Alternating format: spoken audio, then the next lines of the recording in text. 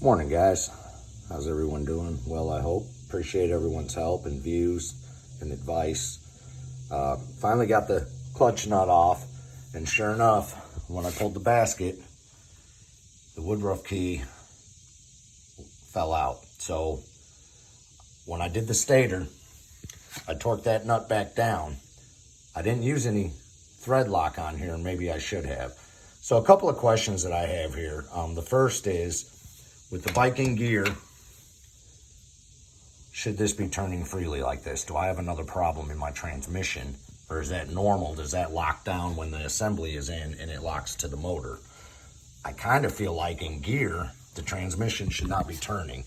So there may be another problem in there. I don't know. Maybe that's normal. I just don't know that shaft should be turning while the bike's in gear. It's not in neutral. So I may have a transmission problem. Aside from that, this nut being reverse threaded is not going on. It gets tight right there. I mean, I feel like I should be able to hand thread that on. Maybe I'm wrong, but I'm thinking I'll just order a new nut to be sure. I'm going to get a new Woodruff key, and I'm going to get new friction plates. I don't know if I need steel plates along with the friction plates because they're steel and they should be fine. So that's a question that I have. Another thing that has come up is this is the current clutch basket. This is an old one that I broke the shaft on when I was taking it off to do the stator. And there's this steel ring here that is tamped in by these little divots. On the new one, when I was taking it apart, that ring popped off. So my question on that is that something that I can kind of just put back in here, flatten out and tamp back down and call it good? Or do I need to order a whole new outer clutch housing? Outer, inner, I forget which one it is, but the one with the posts here. It looks like it'll just go back in there. I'm just kind of looking for advice from some of you older heads as to what you would do.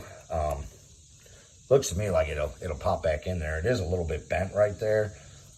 I may be able to pop that one out and use it over here and not have the one that's bent. The other thing that I'm a little concerned about is where this came off. That looks kind of chewed up. So I feel like I should probably replace that.